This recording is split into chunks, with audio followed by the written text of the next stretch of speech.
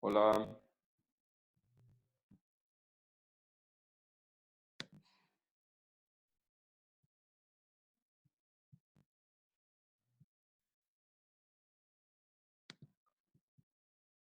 ¿no tienen?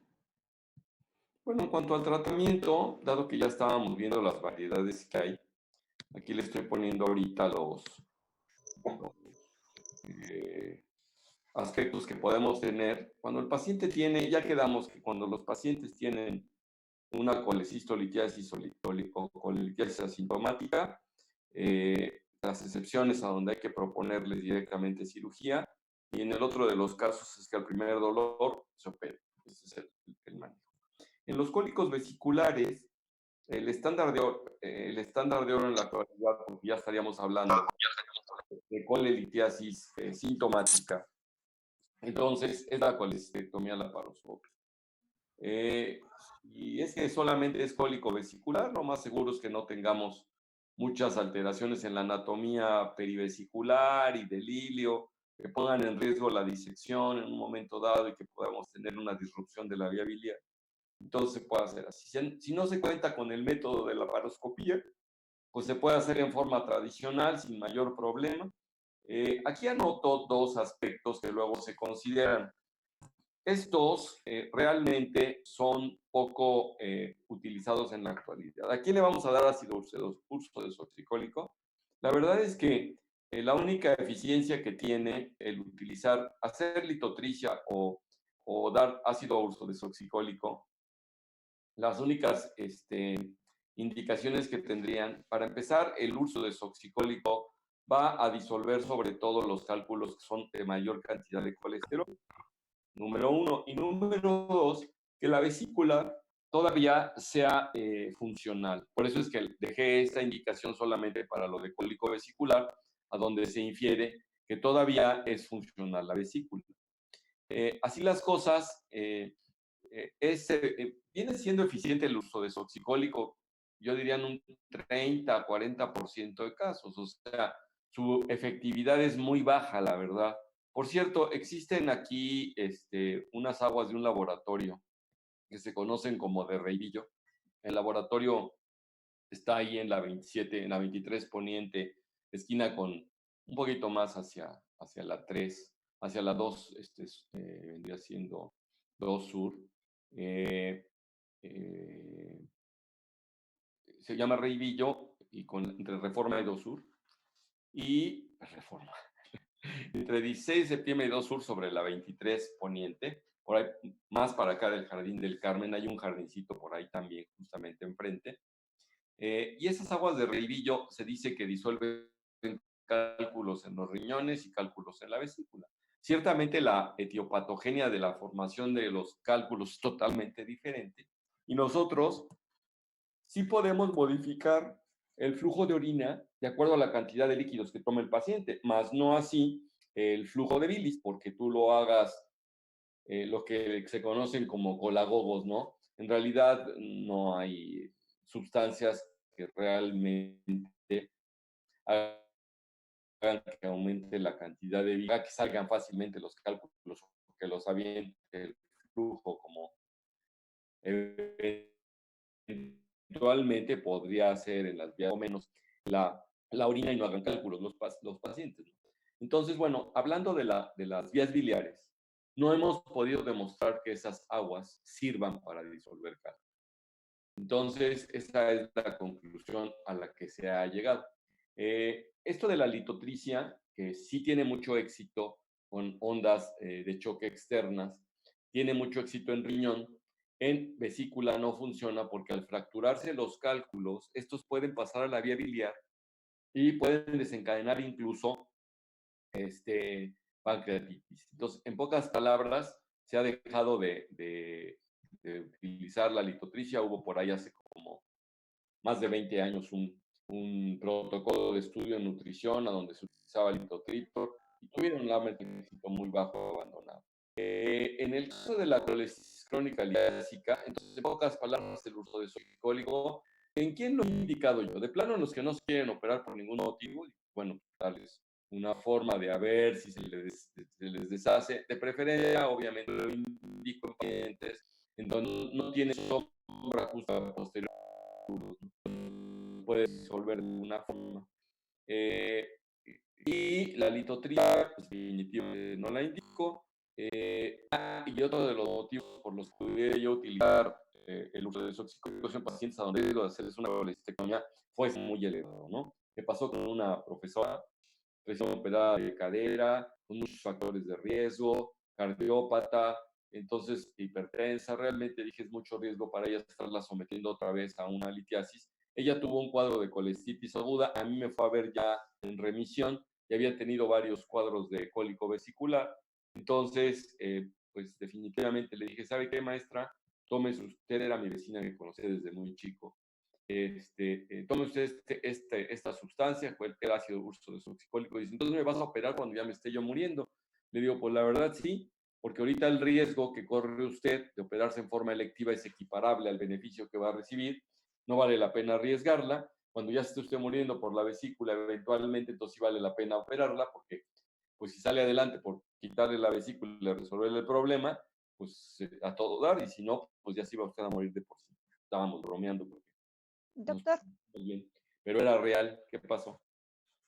¿y cuando son litos intrahepáticos también se podría Ah, utilizar? bueno, cuando son líquidos intrahepáticos es una de las indicaciones probablemente un poquito más precisas del ácido urso desoxicólico, porque entonces tenemos bilis litogénica y ahí sí vale la pena generar una dilución de la bilis con urso desoxicólico. Acuérdense ustedes que también tiene indicación enfermedades colestásicas como la cirrosis biliar primaria. Ahí también tiene indicación en los pacientes. Incluso también en la colangitis esclerosante primaria tiene indicación para hacer más fluidita. Eso sí hace un poco más fluida la bilis. Por eso, y justamente en litiasis intrahepática, que afortunadamente es rarísima, creo que he visto 2 casos. No sé, aquí sí les puedo decir en miles de casos que he visto de cálculos en las vías biliares. Y bueno, en la vesícula, sobre todo en las vías biliares, pues el consabido alrededor de 5 a 10% de casos. Bien, para la colestitis aguda, pues va a depender del grado en la que se tenga. Leve, no hay duda, hay que quitar el cálculo, moderada, hay que quitar el cálculo, y en la grave, como los pacientes tienen choque, entonces pues hay que sacarlos del choque y a veces nada más se les funciona, y si tienen un hidropiocolecisto, pues vaciarlo por ahí, darles antibiótico ya en forma electiva, cuando se hayan recuperado de eso, ya operarlos. Entonces, pues la clasificación en donde en el grado 1 paciente está saludable, inflamación vesicular leve, pues colecistectomía laparoscópica de bajo riesgo. En la tipo 2, los pacientes ya tienen leucocitosis, puede haber peritonitis biliar, absceso perivesicular. Aquí no me gusta mucho porque en el 2 me da la impresión de que incluyen como que variables, ¿no? A lo mejor ahí podría haber 2A, 2B, 2C. Aquí incluso les pongo una imagen de una vesícula gangrenosa, enfisematosa. Entonces, utilizan antibióticos, colestectomía temprana, si se puede por la paroscopía todo dar. El pero es que cuando operamos por la paroscopía, el método pues, tiene sus limitantes. Entonces, si se encuentra dentro de las limitaciones, tenemos que convertir la cirugía y hacerle una incisión convencional para sacar con las manos la vesícula.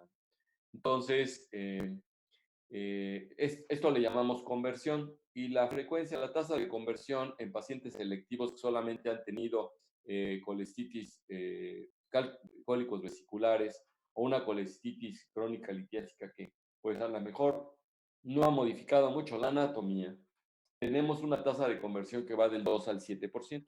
Sin embargo, en casos agudos, la tasa de conversión va del 10 al 30%.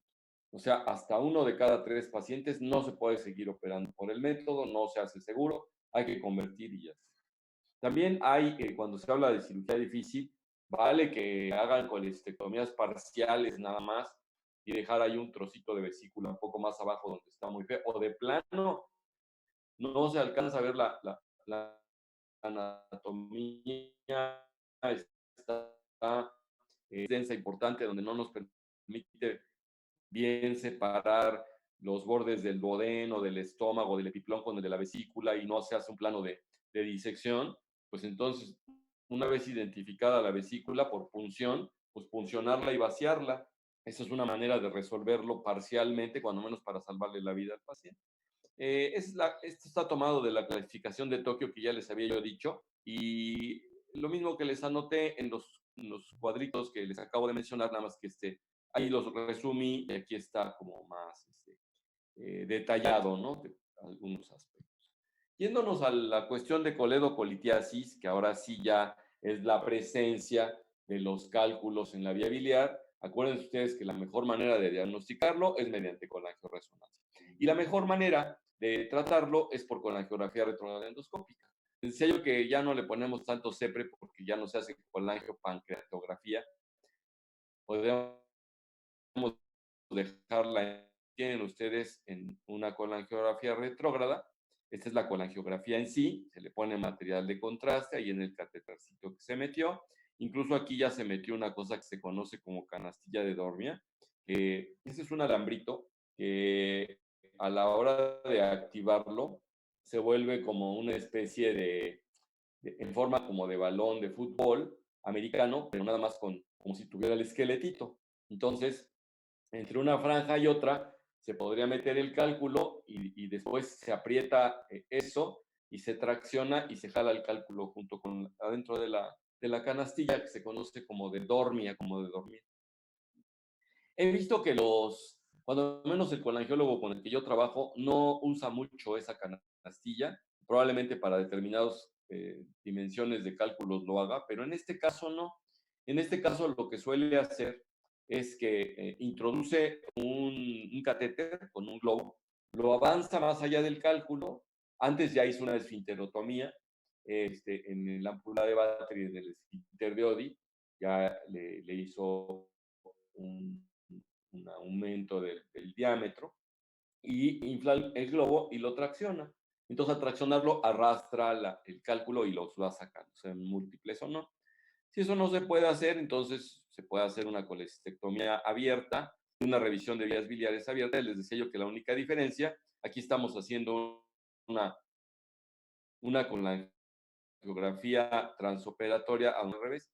Lo blanco se ve negro en la fluoroscopía, lo que se ve blanco en una radiografía ya revelada como esta, el material de contraste, pero el que estaba haciendo la CEPRE en realidad veía la imagen de este tipo. Entonces aquí pues se ve el defecto de llenado en blanco, entonces es un cálculo, se abre la vía biliar y se revisa. Acá es una sonda que está metida en el cístico una vez quitada la vesícula.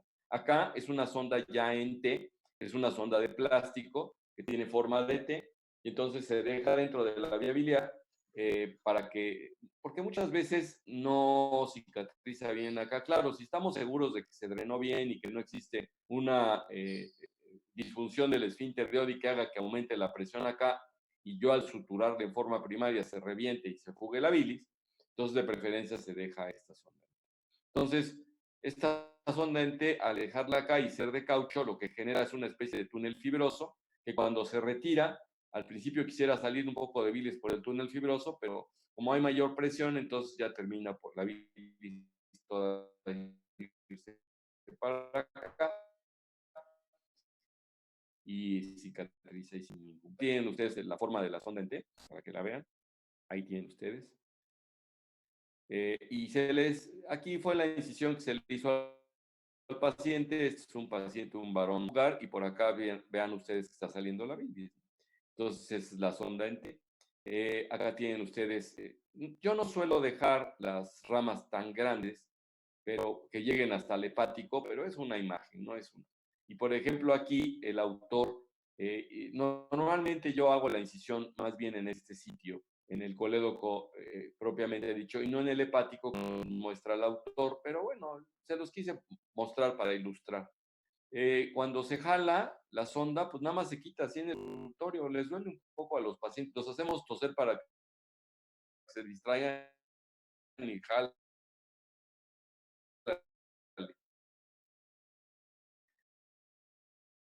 Jalamos y pues, acuérdense ustedes que la Corea de cálculos, a veces nada más astenosis del esfínter de Oddi, entonces ahí sí ayuda mucho la participación del colega que hace la CEPRE y pues es similar el manejo. Aquí, si tiene cálculos, pues exteriorizan los cálculos. Miren ustedes aquí este paciente, a la hora de introducir la sondita por la papila, pues está saliendo material purulento. En lugar de estar saliendo bilis, está saliendo material purulento, ¿no? Entonces, ¿qué es lo más importante aquí? Pues drenar la vía biliar. Eso se logra mediante la esfinterotomía y se puede hacer pues, un poquito de lavado ahí, pero principalmente, miren, lo más importante más que hacer lavado es que drene. Una vez drenado, pues se va a salir porque pues en realidad lo que lo va a lavar es la bilis que viene del hígado. Entonces es una manera de tratar. Obviamente requieren de antibiótico y demás. Las ictericias no tumorales, como el síndrome de Medici que ya platicamos, y la ictericia tumoral, que sería la otra, también hay algunas ictericias no tumorales por otro tipo de compresión que es muy raro, lo más frecuente, son cálculos. Estarían los parásitos, la fasciola, estaría los ascaris que se pueden meter por ahí, ¿no? Entonces, cuando se impacta un cálculo en la bolsa de Hartmann, que es la parte, digamos, final de la vesícula que va hacia el cístico, entonces, y está obstruido y el cálculo ya es grande, empieza a horadar la pared. Y es lo que les decía yo ayer, que es lo que clasifica el síndrome de Medici. Y no nos vamos a entretener más. Claro, ¿cuál va a ser el tratamiento?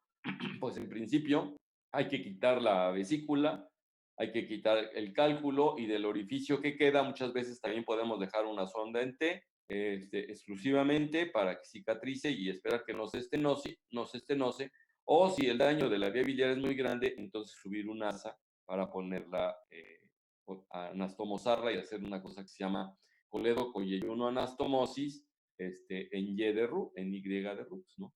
Entonces, ya habíamos hablado cuando platicamos sobre obstrucción intestinal, del mal llamado iliobiliar, que es la obstrucción por cálculo biliar, que ahí la fístula no es contra el colédoco, sino es contra la pared del duodeno y pues puede ser tan grande el agujero que pase por todas estas zonas.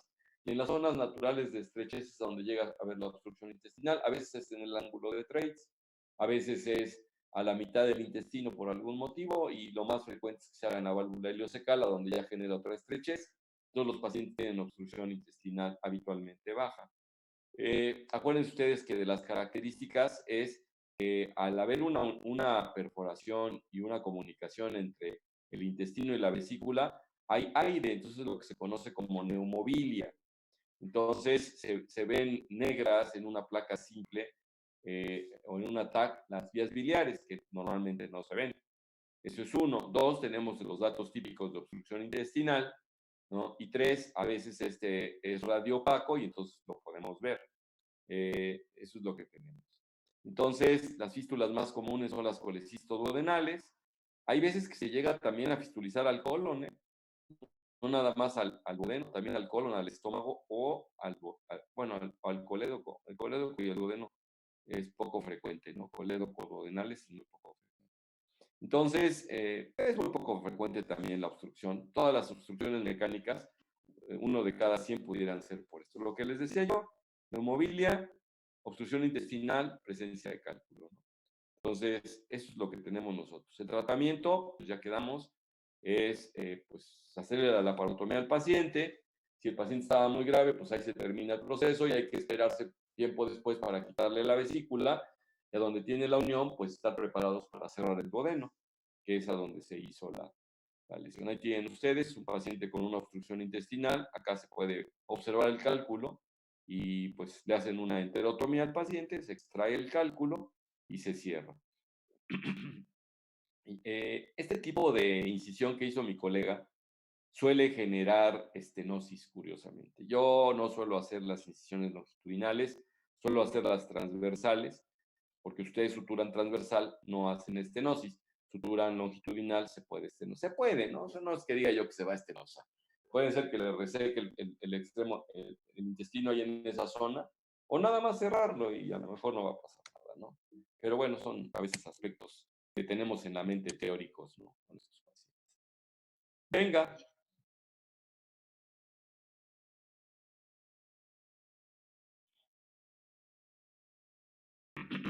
Si el paciente tiene fístula colecisto-duodenal, lo que urge, lo que está matando al paciente es la obstrucción.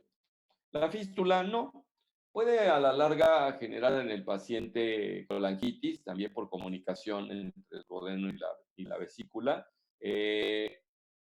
Hay quien opta a veces por dejar a los pacientes así, ya no hacerles nada, y sobre todo cuando los pacientes ya no aceptan otra cirugía. En el mismo evento, sacar el cálculo, quitarle la obstrucción que está la incisión abajo, e irse arriba a hacer una unión, eh, un cierre del duodeno, quitamos el trozo de vesícula que estaba ahí, cerrar el duodeno. No sabemos, ahí no, normalmente no hacemos resecciones intestinales. En el duodeno, no, como no es flojo y está pegado está pegadito al páncreas y en la parte interna tiene el ámpula de Vater, pues no es que estar haciendo resecciones como en el intestino delgado, no hay problema, ¿no? Entonces, ahí se quita la fístula, se quita la vesícula, que cuando existe un proceso fistuloso habla de proceso adherencial severo. Entonces, va a ser una cirugía larga, va a ser una cirugía compleja, que por eso se la piensan los pacientes muchas veces y hasta algunos colegas, ¿no? Entonces, pues lo que hay que hacer es resecar la vesícula. Al quitar la vesícula va a quedar el agujero en el duodeno y cerrar el duodeno. Es lo que hay que hacer. ¿Sí? ¿Alguna otra pregunta? Bueno, el día de hoy teníamos dedicado a la cuestión de los líquidos y los electrolitos y el estado de choque. Entonces,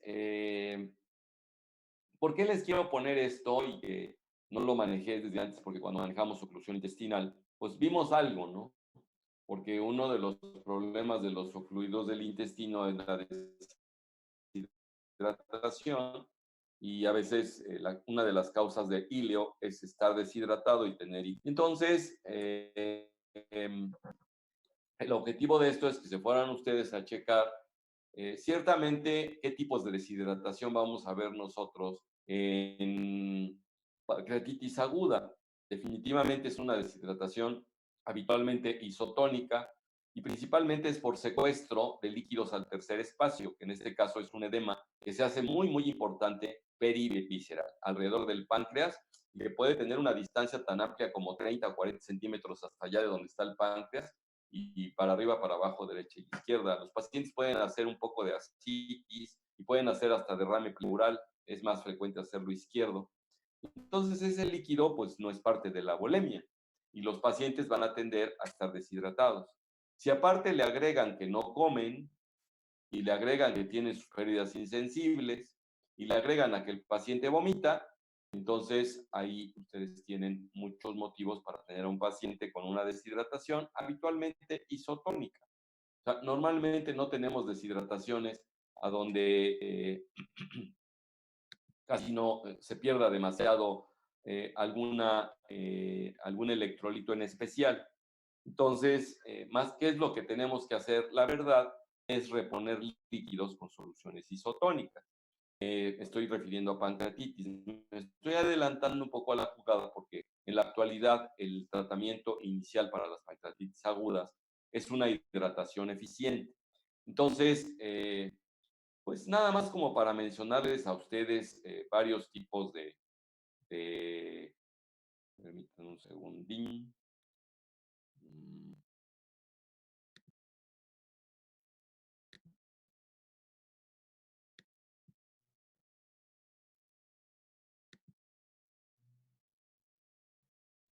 Ok, sí me siguen viendo, ¿verdad? Nos estamos mirando. Sí, doctor. Ok, nada más quería yo dejar de transmitir en pantalla y quería yo tener aquí para los que, bueno, ustedes no se dejan ver porque están despeinados en el horario temprano.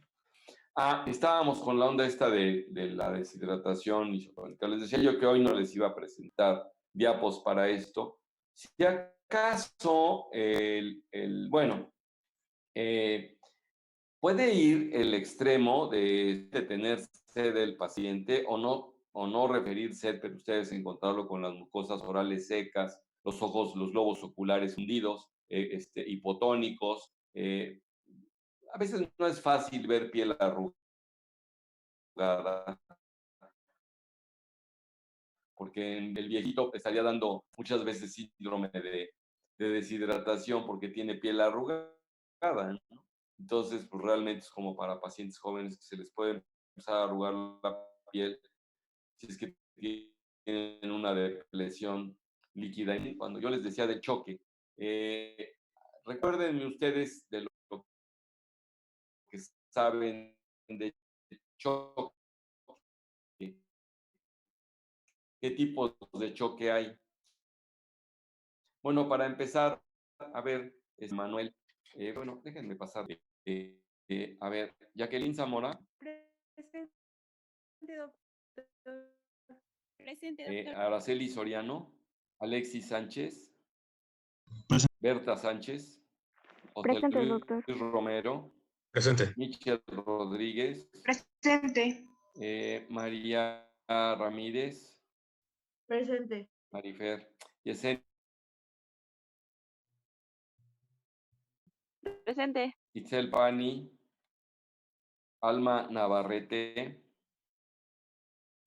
Montserrat Mauricio, Presente, doctor. Edgar Martínez, Presente, doctor. Arumi, Presente, doctor. Araceli López, Presente. Santiago Herrera, Presente, doc. Lilia Hernández, Lilia, Jorge Guzmán, Presente, doctor. Ed Guevara, Erasmo Guerrero, Presente, doctor. Mariana Presente. González, Sandra Becerra, Presente, doctor. Juan Camaño, Presente, doctor. David Cholula, Presente, doctor. Aidet Cruz, Presente, doctor. Merced Cuapanteca, Presente, doctor. Michel Cuautle, Presente, doctor. Fer Cuevas, Presente, doctor. Anaí de Marcos,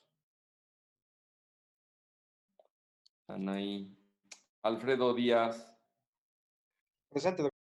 Marifer Díaz, Presente. Pedro Domínguez, Presente. Araceli Escobar, Presente. Marifer Galicia, Presente. Adrián, ya por ahí preguntaste, Alan Gómez.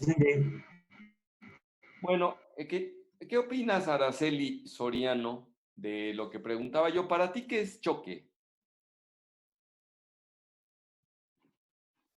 Pues sería el estado de la persona en donde hay una alteración de electrolitos, perdón.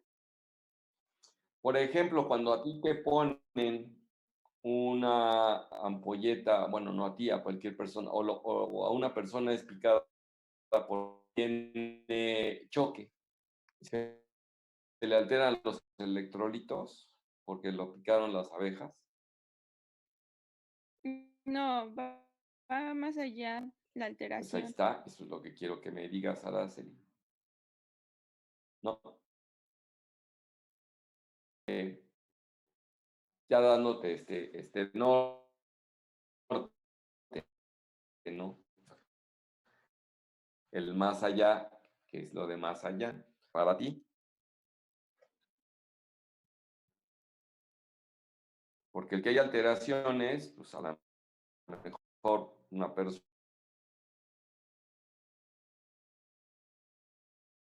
toda la mañana sin tomar agua, le das sed y pues si tú le mides probablemente esté un poquito bajo, no sé, o vomitó 4 o 5 veces, esté un poco bajo, nada más tuvo sed, ¿no? Y se le alteraron. Entonces, ¿cómo vas a ver tú clínicamente, cómo te imaginas un paciente en estado de choque? Pues sin respuestas, por ejemplo, con pérdida de la conciencia o con alteraciones nerviosas o circulatorias. Exacto. Y finalmente, en sí, ¿qué es el choque? Para ti. Pues sería en sí un estado de alteración, pues ya de la conciencia circulatoria o de las respuestas. Tú, digamos, preguntarle ahora a Jacqueline Zamora. Jacqueline Zamora, ¿qué nos dice sobre en sí qué es el choque?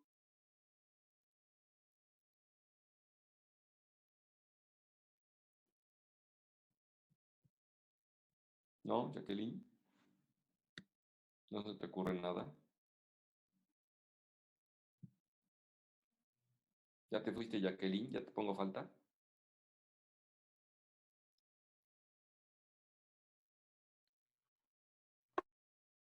Doc, mi compañera sí está, pero Ay. dice que su internet está fallando. Bueno, José Luis Romero, ¿qué opina? No. José Luis Romero, Es como un estado de hipoperfusión celular. esto es lo más importante. Entonces, Araceli Soriano, ¿ya escuchaste? Sí, doctor. Es hipoperfusión. O sea, quiere decir que no hay circulación adecuada que permita una entrega de sangre y de oxígeno, por ende, y de los componentes que hay a cada una de las células. Y eso desquicia totalmente. Entonces, lo más importante vendría siendo el déficit de oxígeno celular. Entonces va a romper con la cadena y todas las demás alteraciones que se van a dar son producto de eso, ¿no? Entonces, ahora sí, tú mismo que me acabas de decir esto, esta hipoperfusión la puede generar desde el punto de vista fisiopatológico. ¿Te acuerdas de la clasificación de choque? Pues podría ser hipovolémico, O sea, cardiogénico. esto de hipovolémico, ¿a qué se refiere? Pues como que hay una alteración entre el volumen de la sangre y los vasos. O sea, el hipovolémico, falta líquido, ¿no? Falta líquido. ¿Me podrías dar un ejemplo de un choque hipovolémico? Pues en una hemorragia grave, en la Por que ejemplo, pues, ahí hay pérdida de es sangre. un choque hipovolémico hemorrágico, ¿no? En el Sí. caso, ok, ¿qué otro? A donde no pierda sangre, digamos, donde no se pierdan hematíes, pero que baje el volumen sanguíneo. Pues podría ser una vasodilatación. No, porque ahí el volumen sigue presente. La vasodilatación es lo que va a quitar la proporción, pero la Bueno, volumetría no se va a perder, ¿no? una deshidratación también. Exacto, una deshidratación como cuál, o una enfermedad que te la provoque, dímela. Doctor, ¿podría ser en los pacientes quemados? Bueno, ahí ya está poniendo el ejemplo ella y en los quemados se está perdiendo líquido y se está perdiendo plasma, principalmente porque no está sangrando. Pero eh, yo quería aquí de buen José pues otra más frecuente, ¿no? Una muy frecuente. ¿Qué te puede deshidratar? ¿O qué deshidrata a los ¿Las niños? diarreas, doctor? Diarrea. Una diarrea, vómito, por supuesto. Si te dijera yo golpe de calor, también podría existir, que cause Por choque. ejemplo, igual en las personas adultas, ¿no? Que se les olvida ya ingerir agua y pues igual. Ahí la verdad, como para que lleguen al choque por olvido, es excepcional, ¿eh? Claro, se vale que si tú no ingieres nada de agua, pues tus pérdidas insensibles y tus pérdidas objetivas, que serían la orina, pues hagan el balance negativo persistente hasta llegar a determinados grados. Entonces nosotros cuando nos deshidratamos, tenemos grados de deshidratación de leve, moderada, severa, eso sí lo analizamos cuando vimos diarrea, y la parte final de esa deshidratación pues era el choque. En este caso, el ejemplo que puso José justamente el de choque hipovolémico. Santiago Herrera, ¿me podrías decir otro tipo de choque? ¿No, Santiago? Sí, Doc. No sé, tal vez en una paciente embarazada que tenga un aborto. Bueno, ahí serían hipovolémicos, ¿no? Entonces, el choque hipovolémico ya quedó cubierto. Otro tipo de Perdón. choque, yo había puesto el ejemplo de los pacientes picados por abeja, que caen en estado de choque, o al que le ponen una inyección y tiene una reacción alérgica severa y puede caer en estado de choque. ¿Ese cómo lo conoces? Como un shock Anafiláctico. ¿Cómo, Es Santiago? distributivo, ¿no? choque anafiláctico. Bueno, sí, sería por anafilaxia. O sea, desde el punto de vista fisiopatológico, Mariana Terrón, ahorita que hablabas tú, que decías distributivo. Entonces, ya reconocimos ahorita el hipovolémico. Ajá. Acabas de mencionar distributivo, y distributivo, ¿en qué consistiría? Pues ahí entra, por ejemplo, el anafiláctico y es por aumento de la resistencia periférica. No, no es aumento de la resistencia periférica, es todo lo contrario.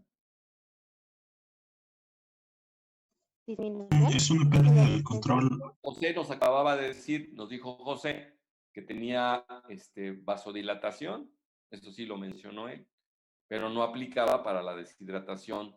En este caso, la vasodilatación disminuye las resistencias ahí sí, en la circulación arteriolar, en la capilar de entrada, y aumenta la resistencia de salida. Ahí a lo mejor, Mariana, eso hace que se encharque el líquido, no en el circulatorio, deja de estar en la volemia, ¿no?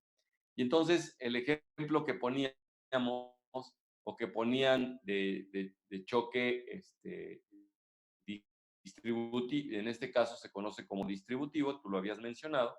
Y entonces el hipovolémico pues no es distributivo, por supuesto, porque ahí lo que falta es volumen. Aquí no faltaría volumen, sí faltaría volumen relativamente porque se quedó fuera de los vasos, ¿no? Se quedó ahí haciendo como una especie de edema, por decir así. Entonces, estaría el anafiláctico por piquete de ovejas, el anafiláctico por inyección siendo alérgico al medicamento. ¿Qué otro choque distributivo conoces, Mariana? De otra etiología diferente. No sé si ahí entra el choque medular. Choque medular, ¿eso en qué consiste? Sí, sí, Mariana. ¿Y qué pasa con la médula? Cuando a una persona se le pone anestesia peridural o subaracnoidea, ¿qué pasa con la circulación de los niveles que anestesia? ¿Existe vasoconstricción o dilatación? Sí, bueno, yo tenía entendido que en el choque había como parálisis. Hay parálisis porque hay falta de conducción, pero eso no produce el choque. La parálisis en sí no, sino que lo que sucede es que existe acuérdate que la columna, médula y la inervación hace que los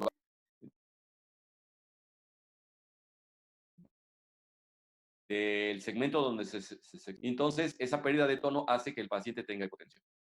Entonces ahí está otro tipo de choque distributivo. Bueno, ya vimos 3 tipos de choques distributivos. Entonces, dentro de la fisiopatología, tenemos el hipovolémico, falta volumen. Al final, en todos los casos, es hipoperfusión, que nos dijo José, ¿no? Tú ahorita mencionaste el distributivo. No sé si quisieras mencionar, Pedro Emanuel, otro tipo desde el punto de vista fisiopatológico de choque. El cardiogénico, Está el cardiogénico. ¿Ahí cuál es el pleito, Pedro? pues el corazón, ¿no? Sí, de acuerdo. ¿Qué pasa? Pues hay, no sé, supongo que fallo cardíaco, O bueno, sea, la función si del tú tienes corazón. una bradicardia severa, pues vas a tener choque cardiogénico, ¿no? Si Ujú, tú tienes un sí, infarto que te un genera infarto. una arritmia letal, a donde te late a 200 por minuto, termina por no llenarse, no vaciarse, por la ley de Sterling que ya conocemos, y entonces el paciente pues va a cursar con hipoperfusión periférica por motivo del corazón, ¿no? Sí. ¿Conocen otro tipo, tú mismo, Pedro Emanuel, conoces otro tipo de choque aparte de estos 3 que acabamos de mencionar? Mm, el shock ¿Ese cuál obstructivo, sería? Sí, cuando hay una una explicación obstrucción. lo que pasa es que hay algunas personas que no aceptan el obstructivo, lo dejan dentro Ujú, del cardiogénico, pero tú que lo acabas de mencionar, ¿a dónde estaría el obstructivo? Hay 2 muy clásicos. pues sería como la obstrucción mecánica del flujo, ¿no? Del flujo sanguíneo. O sea, a ti se te ocurre que un émbolo en la aorta generaría un choque obstructivo, ¿no? Pero no, en Sí, realidad no es ¿no? por ahí. El choque obstructivo es una Una especie de... estenosis No, en una o válvula. sea, como para que llegues al choque por estenosis progresiva es bien difícil. Y a ese, pues podría eventualmente decirse el obstructivo, pero normalmente los pacientes no tienen choque por ese motivo. No lo solemos ver honestamente. Pero mira, hay dos aspectos que son la pericarditis o el derrame pericárdico, el tampón, a donde el corazón es aplastado. En el caso del tamponade por su propia sangre, en el caso de la pericarditis por una compresión del pericardio. Y hay otro que es en el neumotórax. Atención, ¿alguno de ustedes tuvo clases con Margarita Campos? La doctora que da quirúrgica de tórax. Todavía no llegamos a ese semestre. Ya la están extrañando, ya quieren tener clases con ella, ¿verdad? Bueno, entonces lo que pasa es que siempre los pone a pensar y cómo tratar el neumotórax y cómo hacer un sistema casero de bla, bla, bla. Es interesante su propuesta. Resulta que cuando nosotros tenemos neumotórax, no sé si tú quisieras comentar algo, Michel Cuautle, quisieras comentar qué va pasando en el neumotórax. Que para ti, ¿qué es el neumotórax? Sí.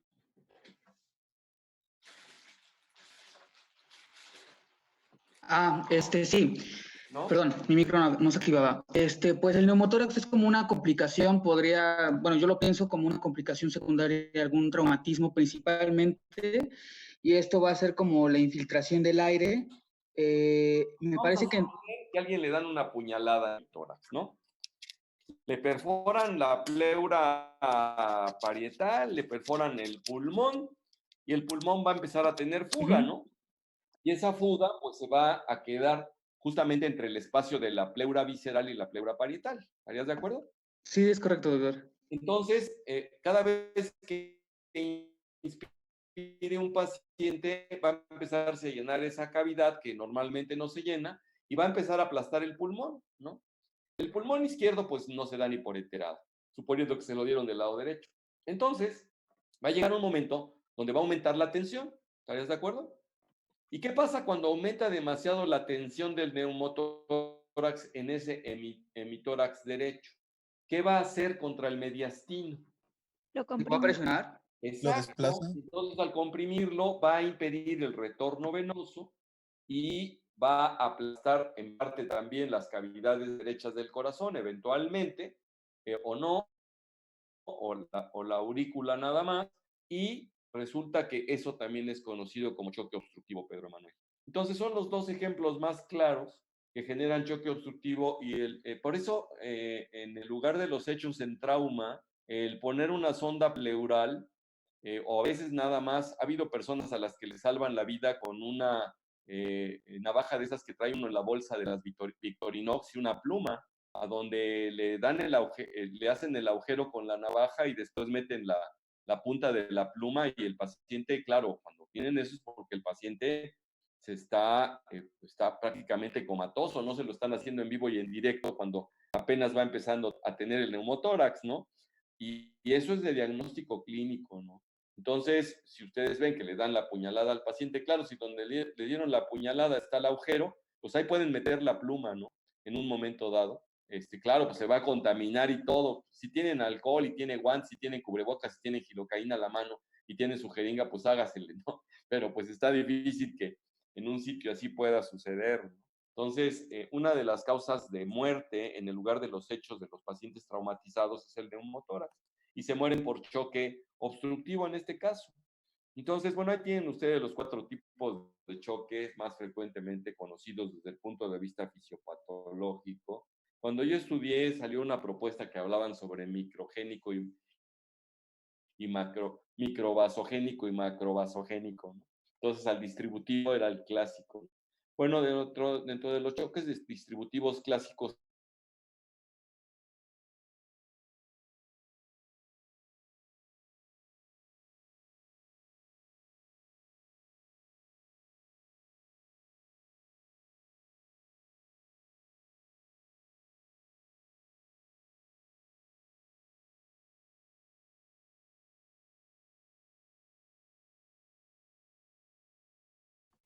No, No, ya no se pensé que escucha. solo era yo.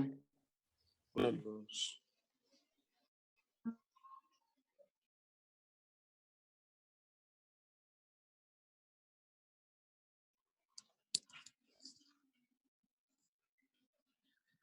¿Pero sigue en la llamada o se salió? Ah, creo que ya No, salió. ya está. No, porque ahora David Cholula es el moderador. Soy el jefe ahora.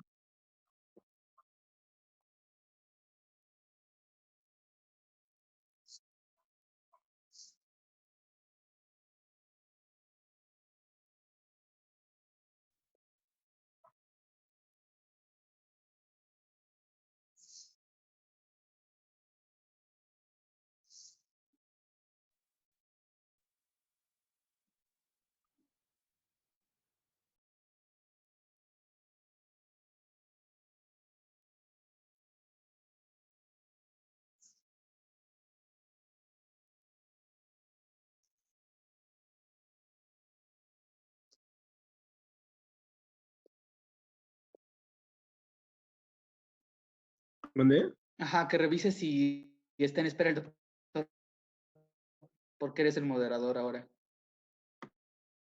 Sí, los participantes, ¿no? No lo sé. ¿Por qué no me aparece nada más? A ver, alguien intente salir para ver dónde checo esto, porque estoy en el Ya entró celular. el doctor de Ya nuevo. regresó. Ah, bueno.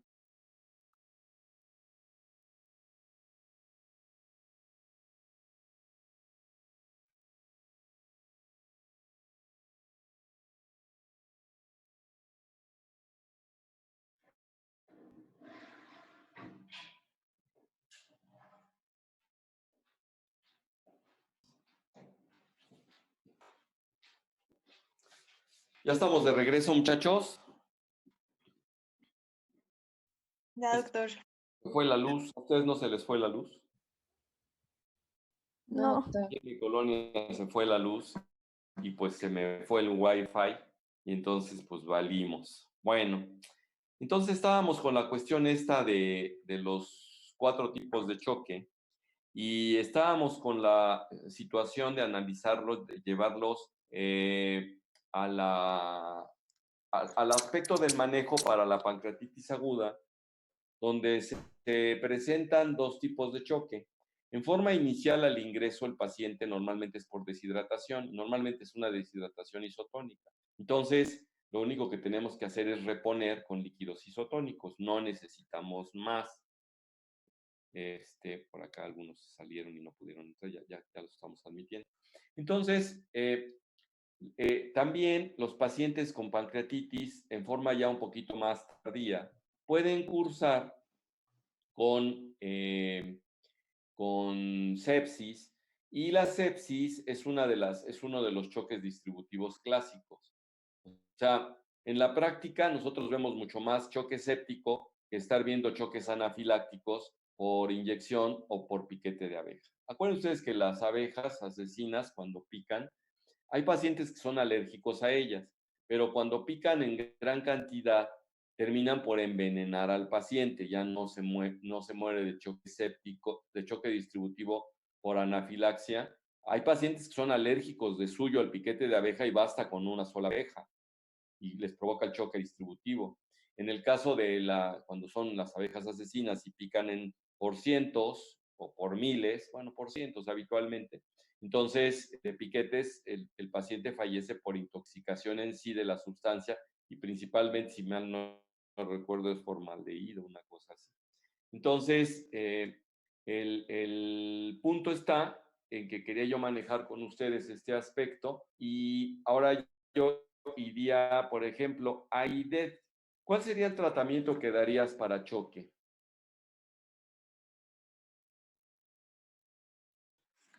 Pues la rehidratación, bueno, depende de qué tipo de shock Me primero. parece perfecto. Entonces, vamos a ubicarnos en el que tú quieras. Por decir el hemorrágico, vamos a volver a compensar pues con la pérdida sanguínea. Básicamente los pacientes casi todos los choques ameritan volumen intravascular. ¿Cuál es el único que le iría peor al paciente si le metes volumen intravascular? ¿Cómo se llama? Anafiláctico. No, el anafiláctico requieres volumen a lo bestia. Ahí lo que tú quisieras es ganarle a la vasodilatación, pero de entrada dale volumen. Claro, no vas a poder hacerlo porque tener tu aguja en la mano en un paciente al que eventualmente le picó una abeja y que está en el campo, pues no tienes la opción. Pero probablemente llegando a urgencias de volada y si está chocado a lo mejor no lo pueden ni canalizar, pero si saben la causa sí podrías poner lo que antagonice en un momento dado la vasodilatación, ¿no? Que sería el efecto de la histamina, entonces un antihistamínico, y que sería el efecto de lo mismo con cortisona y provocarle una vasoconstricción importante vía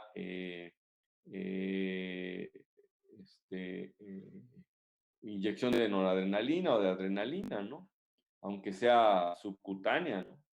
En un momento dado.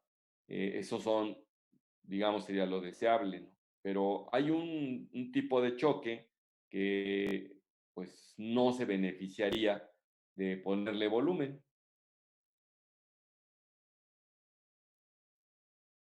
¿El cardiogénico? El cardiogénico, sobre todo cuando es por falla, ¿no?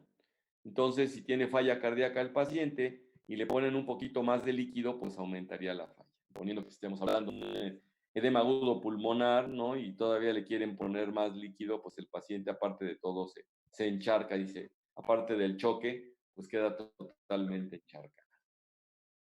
Entonces, sería lo único que no se favorecería.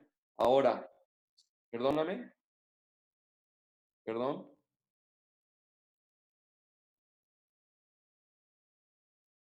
Exacto. ¿Te acuerdas que comentábamos que hay algunas personas que no quieren ya separar el cardiogénico y el obstructivo, sino que lo quieren dejar en cardiogénico?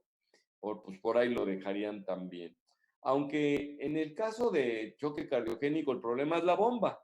Ahí el problema no es la volemia en sí, ni tampoco es la vasodilatación. Esos pacientes incluso tienen vasoconstricción por defensa en un momento dado.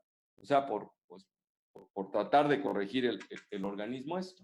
Entonces, a lo que iba yo, y no sé si me quieras, ¿qué comentario tendrías tú, Itzel, pensando que tienes un paciente con pancreatitis que ya ahora tiene una semana, ya le dieron tratamiento de hidratación, que llegó deshidratadísimo y con choque hipovolémico, y ya ahora pasó a la terapia y el paciente empezó a hacer fallas, y dentro de las fallas que trae está la circulatoria, y entonces se corrigió con volumen al principio, pasa una semana y el paciente vuelve a atender a la hipotensión, ahora en la terapia intensiva, y ahora en el día más o menos 12 de hospitalización, 14. ¿Por qué estará teniendo hipotensión un paciente que ya tiene 14 días de hospitalización con todos los cuidados en terapia? Pues bueno, se le va a atribuir a que se infectó la cuestión de la pancreatitis. Y lo que tiene el paciente es una septicemia. ¿Qué manejo le darías a él? A ese choque que de repente vuelve a tener tu paciente que ingresó con diagnóstico de pancreatitis aguda. Itzel, Pani.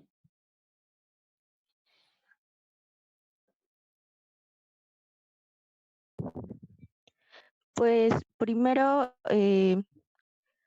repondría líquidos y iniciaría tratamiento con antibiótico. Bueno, ya tienes tu antibiótico, probablemente hasta ya tengas un cultivo y le vas a dar el antibiótico específico y le vas a dar volumen y tu paciente sigue hipotenso. ¿Ya viste el tema de choque, Itzel?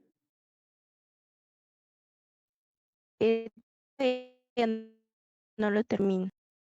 Me refiero, ¿en algún sitio lo No. viste en otra No, materia? no, doctor. Es la primera vez que tienes contacto con Sí. con el caso. Bueno, ¿alguien ahora sí en forma abierta y libre puede opinar?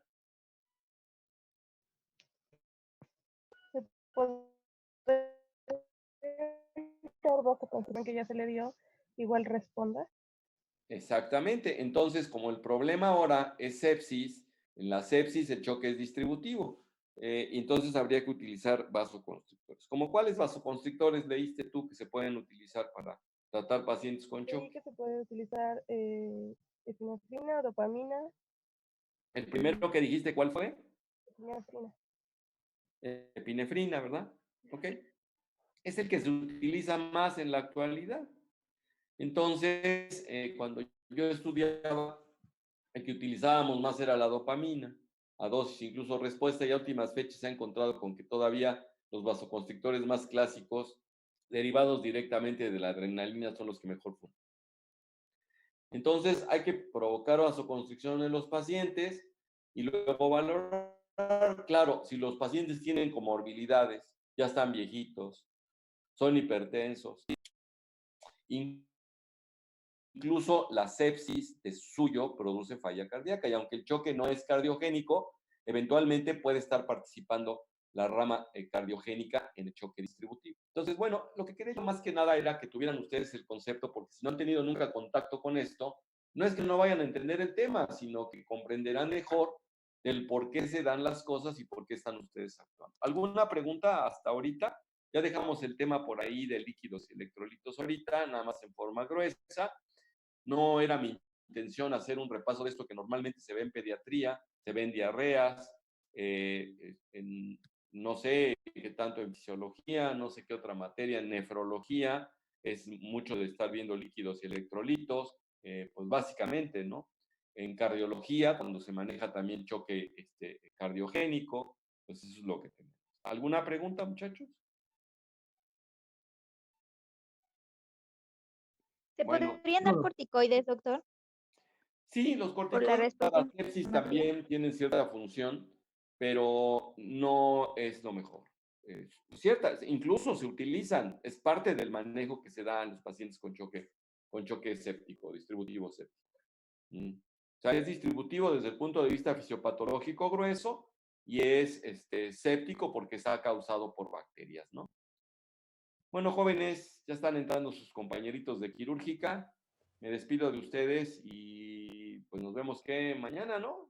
Mañana continuamos ahora sí ya con el tema de pancreatitis. Cuídense. Gracias, doctor. Gracias, Bye. doctor. Gracias, hasta mañana. Gracias, doctor.